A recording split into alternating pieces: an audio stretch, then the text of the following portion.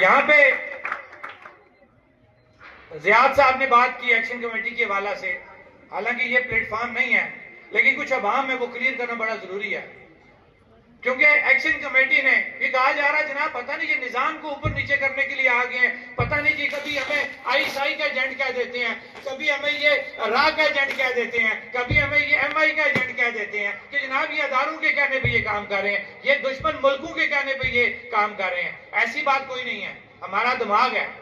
ہم سوچ سمجھ کے، ہم نے ہمیشہ یہ بات کہی ہے کہ ہم آئین پاکستان، آئین آزاد کشمیر کے اندر رہتے ہوئے اپنے بنیادی حقوق کی بات کر رہے ہیں۔ اگر آٹا لینا، سستی بجلی لینی، یا صحت کارڈ کا اصول، یا فری اور معیاری تعلیم، یا فری اور معیاری صحت کو مانگنا اگر انڈین ایجنٹی ہے تو میں برملا یہ بات کہوں گا کہ ہم 100 دفعہ یہ ایجنٹی کرنے کو تیار ہیں۔ لیکن یہ بات آپ کو کلیئر کرنا چاہتے ہیں کہ یہ ریاست ہے تو ہم ہیں، ہمارے وہ سیاستدان، وہ ایک محاورہ ہے نا جی، پا بوٹی آستے مائن نو ذبح کرنا، یہ ہمارے وہ سیاستدان ہیں، معذرت کے ساتھ یہ سٹیج نہیں ہے وہ بات کرنے کا، لیکن یہ تبصرے کیے جا رہے ہیں، نوجوانوں کو بلا کے، اپنے سیاسی ورکرز کو بلا کے یہ کہا جا رہا ہے کہ ایکشن کمیٹی غلط ہے، وہ ریاست کا نظام ختم کرنا چاہتی ہے۔ میں یہ بات کلیئر کٹ کہنا چاہتا ہوں کہ اللہ نہ کرے کہ وہ وقت آیا آپ لوگ 5 اگست 2019 کی طرح جب کشمیر پہ شب خون مارا گیا، آپ لوگ تو کوئی یورپ تو کوئی کشمیر ہاؤس میں گھس گیا تھا، اللہ نہ کرے اس ریاست کے تشخص کے اوپر کوئی بات آئی تو یہ بات ذہن میں رکھنا، اس ریاست کا بچہ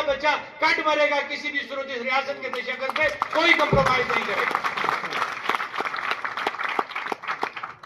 لہٰذا آپ یہ جو چورن اپنا بیچتے آ رہے ہیں نا 78 سالوں سے، یہ چورن بکنا بند ہو گیا، کسی نے کسی نظریے کے اوپر چورن بیچا، کسی نے کسی نظریے کے اوپر چورن بیچا، الحمدللہ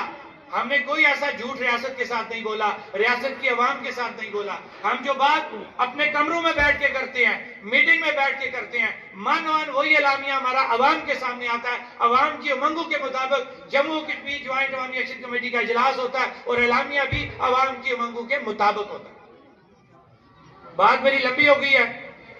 آج کے دن کے اوپر آؤں گا کہ آج 8 مارچ ہے،